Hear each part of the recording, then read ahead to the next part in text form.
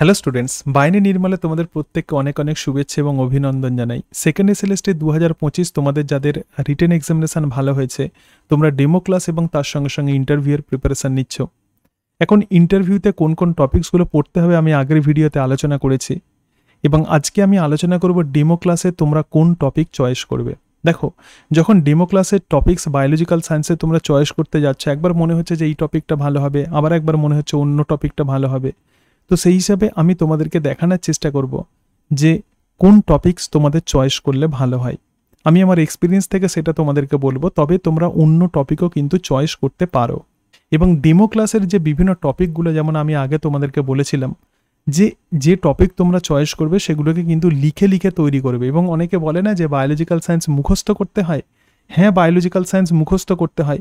দরকার হলে তুমি যে বিষয়গুলো তুমি লিখবে, তো সেগুলো একদম মুখস্থ করে ওখানে একটু তোমাকে অভিনয়ের মধ্য দিয়ে তোমাকে রিপ্রেজেন্ট করতে হবে, দ্যাটস ইট।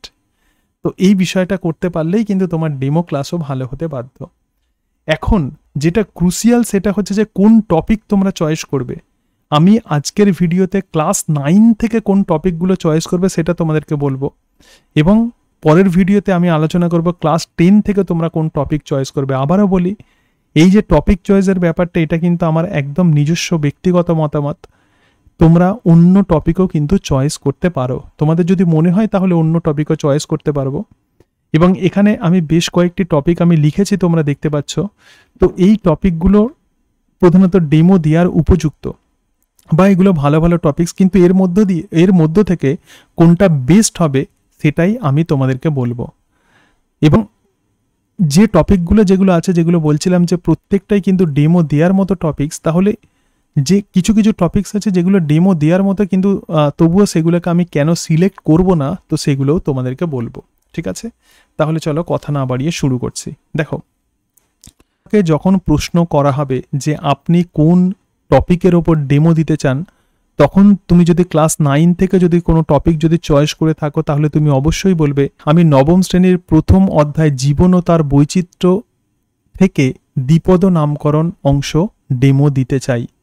তাহলে ক্লাস যেমন বলবে কোন শ্রেণী থেকে, এবং সেই চ্যাপ্টারের নাম বলবে, এবং সেই চ্যাপ্টারের মধ্যে কোন টপিক আছে, তো সেটার নামও কিন্তু তোমাকে বলতে হবে। এর মধ্য দিয়ে সিলেবাস সম্পর্কে তোমার যে নলেজ আছে সেটা তাদেরকে জানিয়ে দিয়ে আসতে হবে। প্রত্যেকটা কথা, প্রত্যেকটা ওয়ার্ডে তোমাকে এটা রিফ্লেক্ট করতে হবে যে তুমি জানো, তোমার কনফিডেন্স আছে, তুমি সিরিয়াস। এটা কিন্তু প্রত্যেকটা ওয়ার্ডে, প্রত্যেকটা কথার মধ্য দিয়ে তোমাকে ওখানে প্রতিফলিত করে দিয়ে আসতে হবে, এটা মাথায় রাখবে। এবার দেখো, প্রথমেই বলি এই যে জীবনের উৎপত্তি, এটা অরিজিন অফ লাইফ, তোমরা হয়তো অনেকে এটাকে ডেমো হিসাবে চয়েস করতে পারো, কিন্তু এই টপিককে আমি খুব একটা নাম্বার দেব না, কারণ জীবনের উৎপত্তি একটা ভাস্ট টপিকস। এবং যেহেতু 5 থেকে 6 মিনিটের মধ্যে হয়তো বা 6-7 মিনিটের মধ্যে তোমাকে ডেমো দিতে হবে, তাহলে জীবনের উৎপত্তি মানে তোমাকে প্রথমে বলতে হবে যে অরিজিন অফ আর্থ, পৃথিবী কী করে তৈরি হলো। তার সঙ্গে সঙ্গে তোমাকে বলতে হবে যে কিভাবে বায়োমলিকুল তৈরি হলো, হট ডাইলিউট স্যুপ। তারপরে তাদের মধ্যে যে কেমোজেনি যেটা হলো, সেখান থেকে বায়োমলিকুল, এবং তার সঙ্গে সঙ্গে এই যে কোয়াজারভেট, মাইক্রোস্ফিয়ার। তো এগুলো সব কিছু বলা, সেটাকে সাজিয়ে নিয়ে এত বড় টপিকস কিন্তু ওই কম সময়ের মধ্যে করতে পারবে না। তো সেই হিসাবে জীবনের উৎপত্তিটাকে আমি খুব বেশি নাম্বার দিচ্ছি না, এটাকে আমি কেটে দিলাম। ঠিক আছে, আচ্ছা। এর পরের যে অংশটা আছে সেটা হচ্ছে দ্বিপদ নামকরণ, এটাও খুব ভালো টপিক। তো দ্বিপদ নামকরণে প্রধানত মানে ক্লাস 9-এ যেটা আছে, সিলেবাসে যেটা আছে, যে শুধুমাত্র গণ এবং তার সঙ্গে সঙ্গে প্রজাতির নাম। কিন্তু এই যে দ্বিপদ নামকরণের খুব বেশি অংশ কিন্তু এই দ্বিপদ নামকরণে নেই ক্লাস 9-এর ইনফরমেশন। তাহলে এটাকে অ্যাট্রাকটিভ করতে গেলে তোমাকে ক্লাস 11-12-এর কিছু অংশ বলতে হবে, কিন্তু সেটা তো ক্লাস 9-এ বলার দরকার নেই। তো সেই হিসাবে প্রথম অধ্যায়ে এই দ্বিপদ নামকরণটাকেও আমি বাদ দিলাম। এরপরে দেখো, জীবের 5টি রাজ্য, এটা তুমি করতে পারো। জীবের 5টি রাজ্য এটা করতে পারো। তো এটাকে আমি যত মার্কস দিচ্ছি আমি বলে দিচ্ছি যে জীবের এই 5টি রাজ্য, এটাকে ধরা যাক আমি 50 মার্কস দিচ্ছি, মানে 50% এটা ভালো হবে, এটা তুমি যদি বলো। কারণ জীবের যে 5টি রাজ্য আছে, এখানে RH হুইটেকারের 5 কিংডম সিস্টেম অফ ক্লাসিফিকেশনে প্রত্যেকটা রাজ্য সম্পর্কে তুমি একটা আইডিয়া দিতে পারবে। ঠিক আছে, যে কিংডম মোনেরা, কিংডম প্রোটিস্টা, মোনেরা কারা, প্রোটিস্টা কারা, তারপরে হচ্ছে ফাঞ্জি, তাহলে তাদের ছবি এঁকে এঁকে তুমি এটা বোঝাতে পারবে। তো সেই হিসাবে জীবের যে 5টি রাজ্য আছে, টপিক কিন্তু এইভাবেই লেখা আছে, ক্লাস 9-এর সিলেবাসে যে টপিক আছে সেটাই কিন্তু তোমাকে বোর্ডেতে লিখতে হবে, মাথায় রাখবে, ঠিক আছে? তাহলে সুতরাং এটা কিন্তু তুমি চয়েস করতে পারো, যারা যারা এটা ভাবছো তো তারা এটা চয়েস করতে পারো। আর উদ্ভিদ রাজ্যের শ্রেণীবিন্যাস এটাও চয়েস করতে পারো, কারণ উদ্ভিদ রাজ্যের শ্রেণীবিন্যাস খুব বোঝার আছে এবং অনেক ছবির সাহায্যে তুমি বোঝাতে পারবে। সুতরাং এটাকে আমি 60 মার্কস দিচ্ছি বা 60% বলছি যে এটা ভালো হবে, ঠিক আছে? ক্লিয়ার? উদ্ভিদ রাজ্যের শ্রেণীবিন্যাস বলতে অ্যালগি, তার সঙ্গে সঙ্গে ফাঞ্জি, এদের ক্যারেক্টার এবং উদাহরণ। তাহলে শৈবাল ইউনিসেলুলার থেকে মাল্টিসেলুলার হতে পারে, ফাঞ্জি ইউনিসেলুলার থেকে মাল্টিসেলুলার হতে পারে।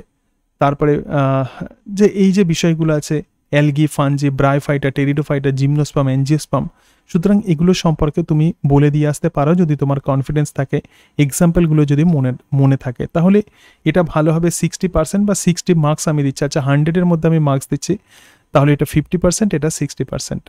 আচ্ছা, এবার সেকেন্ড চ্যাপ্টারে চলে এসো। সেকেন্ড চ্যাপ্টারে দেখো জীবন সংগঠনের স্তর।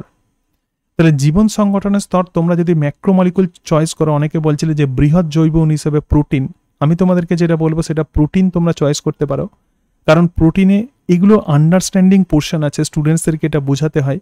তাহলে তুমি যত ভালোভাবে ক্লাস 9-এর স্টুডেন্টসকে বোঝাতে পারবে যে প্রোটিন প্রকৃতপক্ষে কি, তো সেটা প্রধানত অ্যামাইনো অ্যাসিডের ছবি, অ্যামাইনো অ্যাসিড থেকে কিভাবে পেপটাইড বন্ড তৈরি হচ্ছে, তারপর একটা বড় প্রোটিন কিভাবে তৈরি হচ্ছে, এই সবগুলো এবং এক্সাম্পল, তো এগুলো তুমি বলতে পারো। তো এটাতে আমি 40 মার্কস দিচ্ছি, ঠিক আছে? 40% বা 40 মার্কস দিচ্ছি 100-র মধ্যে। আবার বৃহৎ জৈব অণু যেটা আছে নিউক্লিক অ্যাসিড, মানে ডিএনএ স্ট্রাকচার, তো সেক্ষেত্রে এটাকেও আমি ধরে রাখো, এটা 45 মার্কস দিচ্ছি, ঠিক আছে? দেখো, ডেমো ক্লাস এমন হবে যে যেটা ছবি কথা বলবে এবং তার সঙ্গে সঙ্গে সেই ক্লাস অ্যাট্রাকটিভ হবে, ইন্টারেস্টিং টপিকস তোমাকে চয়েস করতে হবে।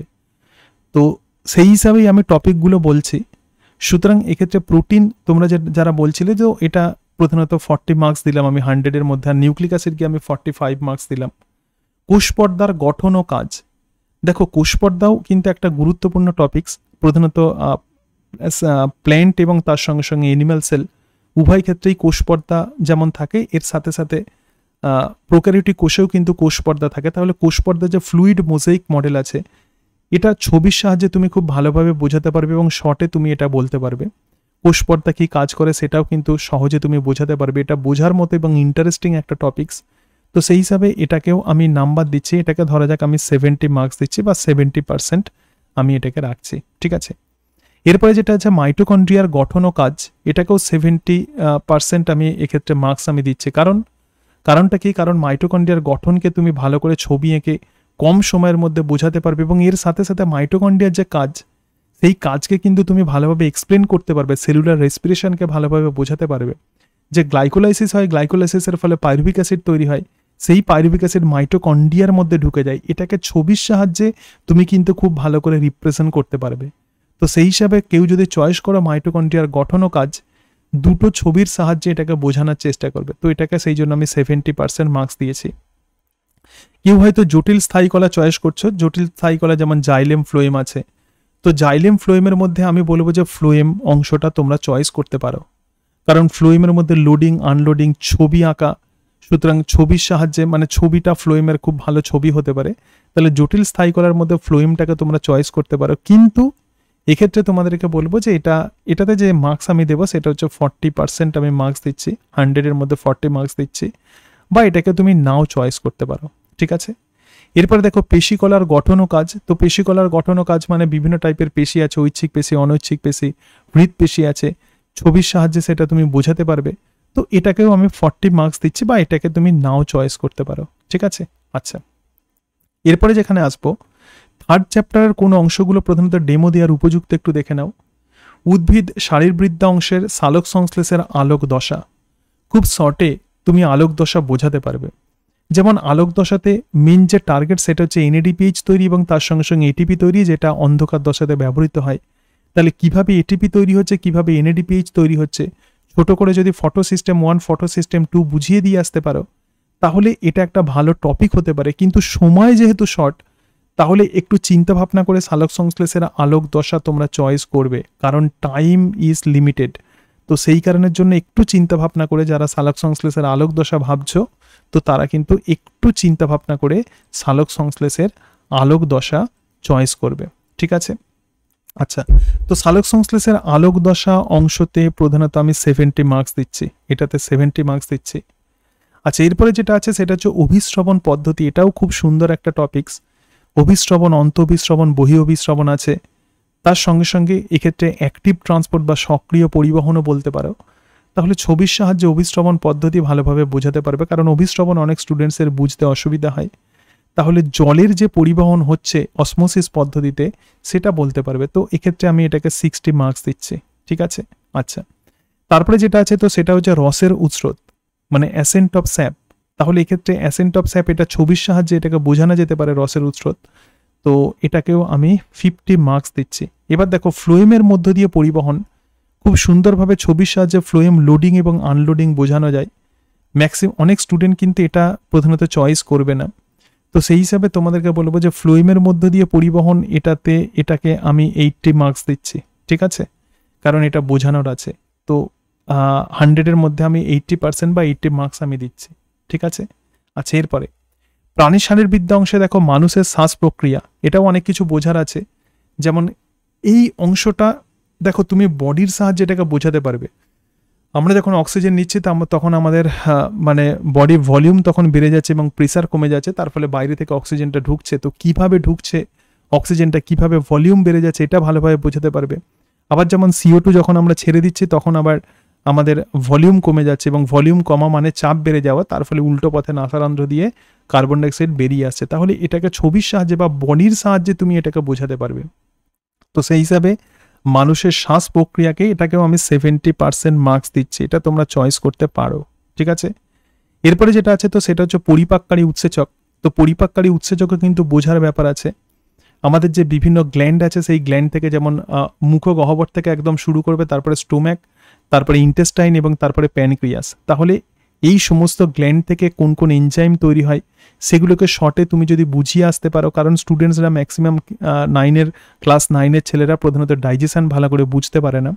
তো সেটাকে যদি খুব কম সময়ের মধ্যে বিভিন্ন এনজাইমের কাজ তুমি যদি বুঝিয়ে দিয়ে আসতে পারো, তাহলে এটাও কিন্তু একটা ভালো টপিক হতে পারে। তাহলে এটাকেও আমি 80 মার্কস দিচ্ছি। ঠিক আছে, আচ্ছা, এরপর দেখো রক্তের গ্রুপ বা শ্রেণী। খুব খুব তোমাকে যদি কম সময় দেয়, ধরা যাক তোমাকে বললো যে 2 থেকে 3 মিনিটের মধ্যে তুমি ডেমো দাও, তাহলে এটাকে তোমরা চয়েস করতে পারো রক্তের গ্রুপ বা শ্রেণী। ঠিক আছে, আচ্ছা, রক্তের গ্রুপ বা শ্রেণীতে জাস্ট আরবিসি মেমব্রেন এবং সেখানে ছবির সাহায্যে বলতে পারবে, RH ফ্যাক্টরগুলো বলতে পারবে, RH পজিটিভ নেগেটিভ কোনগুলো। সুতরাং এটাও একটা ভালো টপিক হতে পারে। তো এক্ষেত্রে আমি 80 মার্কস দিচ্ছি। এটা প্রধানত ইন্টারেস্টিং। ঠিক আছে, হৃৎপিণ্ডের মধ্য দিয়ে রক্ত সংবহন পদ্ধতি। দেখো এক্ষেত্রে একটা ব্যাপার আছে, যেরকমভাবে নর্মাল আমরা যে ছবি দেখতে অভ্যস্ত, তো সেই ছবি এঁকে তুমি যদি বোঝাতে যাও তাহলে অনেকটা সময় নিয়ে নেবে। তো সেই হিসাবে তোমরা অনেকে বলছিলে হৃৎপিণ্ডের মধ্য দিয়ে রক্ত সংবহন পদ্ধতি ডেমো দিয়ে দেখান, তো সেই জন্য আমি ভিডিও করেছিলাম। কিন্তু এই হৃৎপিণ্ডের মধ্য দিয়ে রক্ত সংবহন পদ্ধতি এটা বোঝানোর মতো একটা টপিকস, কিন্তু ছবি তুমি যদি খুব দ্রুততার সঙ্গে এঁকে দিয়ে আসতে পারো তাহলে এটাও কিন্তু একটা ভালো টপিক হতে পারে। ঠিক আছে, ছবি যদি খুব তাড়াতাড়ি তুমি আঁকতে পারো, ছবির সাহায্যে এটা বোঝাতে পারবে। এবং নেফ্রনের গঠন ও কাজ, কিভাবে মূত্র তৈরি হয়, তো এটাতেও আমি প্রধানত 80 মার্কস দিচ্ছি। নেফ্রনের ছবি তুমি যদি ভালো করে এঁকে আসতে পারো তাহলে তার কাজটাকে তুমি বোঝাতে পারবে। ঠিক আছে, আচ্ছা, এরপরে দেখো 4th চ্যাপ্টারে চলে এসেছি আমরা, জীববিদ্যা ও মানব কল্যাণ। যেমন অনাক্রমতার প্রকারভেদ আছে, এক্ষেত্রে সহজাত অনাক্রমতা এবং অর্জিত অনাক্রমতা। তো সহজাত এবং অর্জিত অনাক্রমতা, আবার এই যে ন্যাচারাল ইমিউনিটি, তার সঙ্গে সঙ্গে আর্টিফিশিয়াল ইমিউনিটি, এগুলো সম্পর্কে প্রধানত বোঝানো।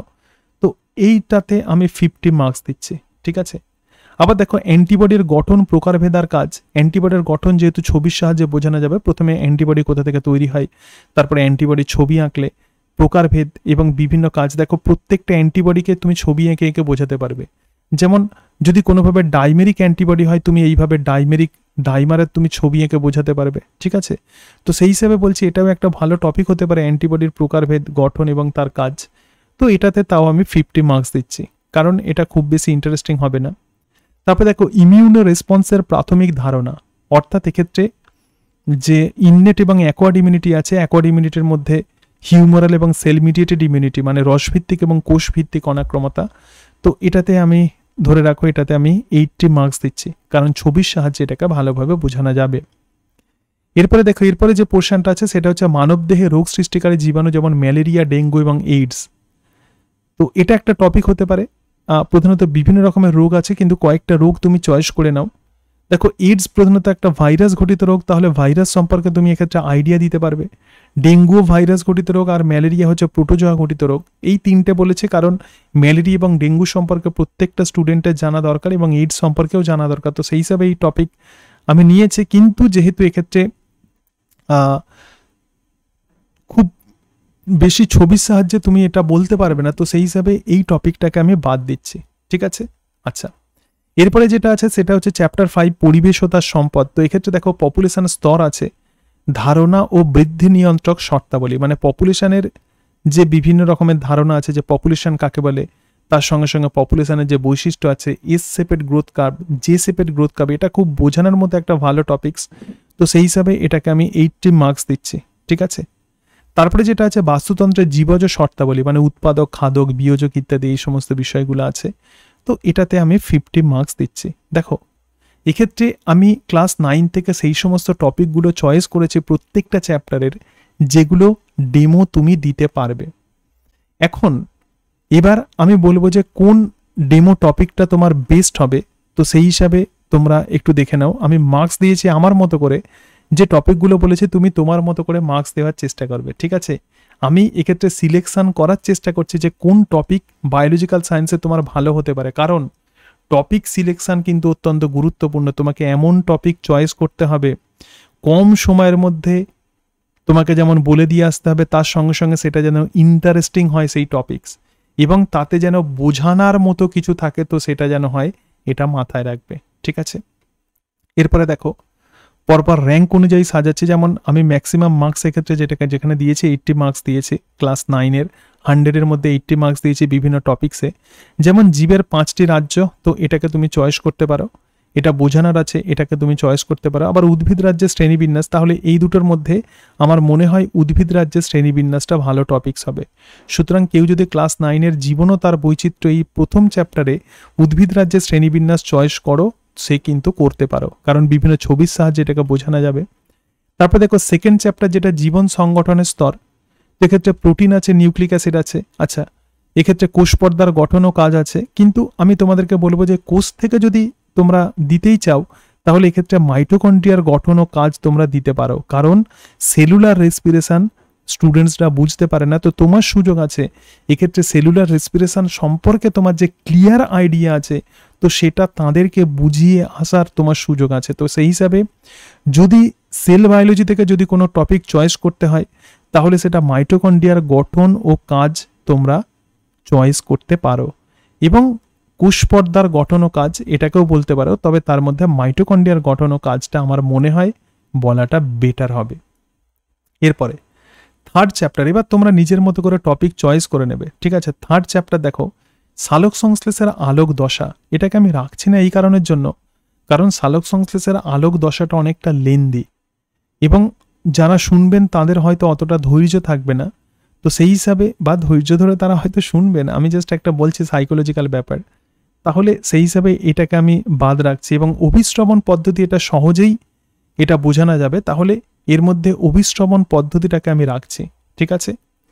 এবং তার সঙ্গে সঙ্গে ফ্লোয়েমের মধ্য দিয়ে পরিবহন, এটাকে 80 মার্কস দিয়েছে, কারণ ছবির সাহায্যে এটাকে তুমি বোঝাতে পারবে। ফ্লোয়েম লোডিং এবং আনলোডিং ম্যাক্সিমাম স্টুডেন্টসের বুঝতে অসুবিধা হয়, তো সেই হিসাবে এই টপিকটাকে রাখছি। এরপর দেখো প্রাণী শারীরবিদ্যা অংশে যেটা আছে যে পরিপাককারী উৎসেচক, ঠিক আছে, এর মধ্যে আমি এই রক্তের গ্রুপ বা শ্রেণীটাকে আমি দিচ্ছি, এবং তার সঙ্গে সঙ্গে হৃৎপিণ্ডের মধ্য দিয়ে রক্ত সংবহন, এটা অনেকেই করবে, সেই জন্য এক্ষেত্রে এটাকে বাদ দিচ্ছি। নেফ্রনের গঠন ও কাজ তুমি যদি সহজে এটাকে বুঝিয়ে দিয়ে আসতে পারো, এটাও কিন্তু একটা ভালো টপিক হতে পারে। এরপর দেখো ফোর্থ চ্যাপ্টার, যেটা জীববিদ্যা ও মানব কল্যাণ। তো জীববিদ্যা ও মানব কল্যাণে ইমিউনো রেসপন্সের প্রাথমিক ধারণা, খুব ভালো টপিক, ছবির সাহায্যে বোঝাতে পারবে। প্লাজমা সেল, মেমোরি সেল ইত্যাদি এগুলো বোঝাতে পারবে। কিছুটা টিকাকরণে এক্ষেত্রে তুমি ছুঁয়ে যেতে পারো। সুতরাং ফোর্থ চ্যাপ্টার থেকে যদি চয়েস করতে হয় ইমিউনো রেসপন্সের প্রাথমিক ধারণা, এটা তোমরা চয়েস করতে পারো। এরপরে দেখো পরিবেশ ও তার সম্পদ, এক্ষেত্রে পপুলেশন স্তর, এটাকে তোমরা চয়েস করতে পারো, কারণ ম্যাক্সিমাম স্টুডেন্ট কিন্তু এটা বোঝাতে চাইবে না, বা এটাকে তারা হয়তো ইগনোর করে যাবে। তো সেই হিসাবে পপুলেশন, দেখো যখনই একটা টপিক বারবার তারা শুনবেন তখন তাদের মধ্যে একটা ইরিটেশন তৈরি হবে। তো সেই হিসাবে কিছু কিছু টপিক তোমাকে ইউনিক চয়েস করতে হতে পারে। তো সেই হিসাবে তোমরা এই পপুলেশন স্তরকেও চয়েস করতে পারো। এবারে আমি তোমাদেরকে বলেছিলাম যে 3-4টে টপিকস তোমরা চয়েস করবে। তাহলে যে 3-4টে টপিকস তোমরা চয়েস করতে পারো, তো যে টপিকসগুলো আমি এক্ষেত্রে এইভাবে আমি তোমাদেরকে বললাম, যেগুলোকে 80 মার্কস দিয়েছি, তো এগুলো তোমরা চয়েস করে বলে দিয়ে আসতে পারো। তাহলে বিভিন্ন যে টপিকস ক্লাস 9-এ যেগুলো ডেমনস্ট্রেশন দেওয়া যায়, তো সেই টপিকগুলো আমি অ্যানালাইসিস করলাম। এরপরে তোমরা নিজের মতো করে এগুলোকে দেখে নেবে এবং দেখে নিয়ে তোমাদের যেটা পছন্দ হবে, তো সেই হিসাবে তোমরা ডেমো টপিক চয়েস করবে। আবারও বলছি, ডেমো টপিক চয়েস করাটা কিন্তু খুব গুরুত্বপূর্ণ। তোমাকে এমন টপিক চয়েস করতে হবে যেটা ইন্টারেস্টিং হবে, যেটা শুনতে ভালো লাগবে, এবং তার সঙ্গে সঙ্গে যেখানে তুমি বোঝাতে পারবে, তুমি তোমার টিচিং স্কিল দেখাতে পারবে। তো এই বিষয়গুলো তুমি যদি প্রদর্শন করে দিয়ে আসতে পারবে, তো সেরকম টপিকই কিন্তু তোমাদেরকে সিলেক্ট করতে হবে। তো সেই কারণের জন্য আমি একটা মোটামুটি অ্যানালাইসিস করলাম ক্লাস 9-এর কোন কোন টপিকগুলো ডেমো দেওয়ার উপযুক্ত, কোনগুলো তোমরা চয়েস করতে পারো। এবং এর পরের ভিডিওতে আমি আলোচনা করব যে ক্লাস 10-এর কোন টপিকগুলো উপযুক্ত হবে। এবং আবারও বলছি, 3 থেকে 4টে টপিক ডেমোর জন্য তোমরা কিন্তু প্রিপারেশান নিয়ে রাখবে, ঠিক আছে? সুতরাং এটা কিন্তু ভালো করে করবে। একটা টপিকের উপর বেস করে কিন্তু প্রিপারেশান নিয়ে রাখবে না, তাহলে কিন্তু কনফিডেন্স পাবে না। তো সেই হিসাবে বলছি, ডেমোর জন্য অন্তত 3 থেকে 4টে টপিক করে রাখবে, কারণ ডেমোতে কিন্তু কনফিডেন্সটা অত্যন্ত গুরুত্বপূর্ণ। এমন কোনো কাজ করবে না যেখানে তোমার ল্যাক অফ কনফিডেন্স হয়। মনে রাখবে, এই পরীক্ষায় 1 ইঞ্চি কিন্তু জমি ছাড়লে হবে না। সুতরাং প্রত্যেকেই সিরিয়াসলি প্রিপারেশান নিচ্ছে, তো তোমাকেও নিতে হবে, তবেই কিন্তু তুমি এখানে কিন্তু ক্র্যাক করতে পারবে। তো সেই হিসাবে বলছি, টপিকগুলোকে চয়েস করো, চিন্তা ভাবনা করে সিলেকশান করো কোন টপিকগুলো তোমার ডেমো দিলে ভালো হয়। তো এই হিসাবে এগিয়ে যাও, দেখবে যে নিশ্চয়ই তোমাদের ডেমো ক্লাসও কিন্তু ভালো হবে। আজকে তাহলে এই পর্যন্তই। তোমরা সকলে ভালো থেকো। পরের দিন আমি আলোচনা করব ক্লাস 10-এ কোন টপিকের ওপর ডেমো দিলে তোমাদের ভালো হয়। থ্যাংক ইউ, সকলে ভালো থেকো।